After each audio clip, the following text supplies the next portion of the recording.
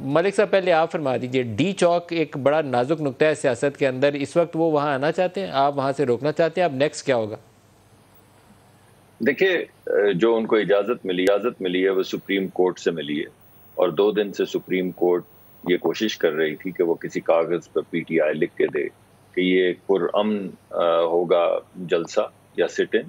اور اس کے بعد وہ چلے جائیں گے۔ آپ کو پتا ہے کہ 2 دن انہوں نے ہیزیٹیٹ کیا، کل بھی نہیں لکھا، آج بھی نہیں لکھا، اور پھر آخر میں جب یہ کوئی راستہ نظر نہیں آیا ماں سوائے اس کے کہ لکھ کے دینا ہوگا کہ یہ پرامن ہوگا، تو پھر لکھ کے دیا، جس پہ سپریم کورٹ نے ان کو ایک مشروط اجازت دی، جس میں جگہ کا تعین کیا گیا اور بتایا گیا کہ آپ اس جگہ پر آئیں گے، یہاں پہ آپ جلسہ کریں گے، اگر آپ کو سٹ ان کرنا ہے تو سٹ ان کریں گے، بغیر کسی جو لوگوں کی املاک ہیں ان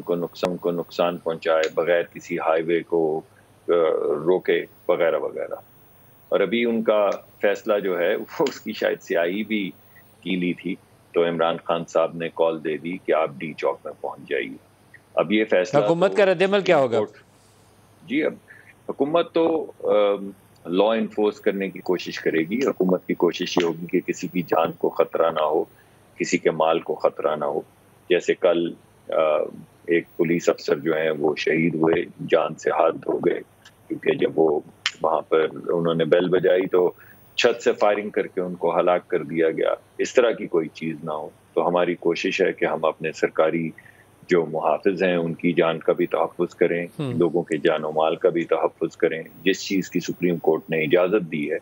اس کو بھی ایکسرسائز کریں، لیکن جب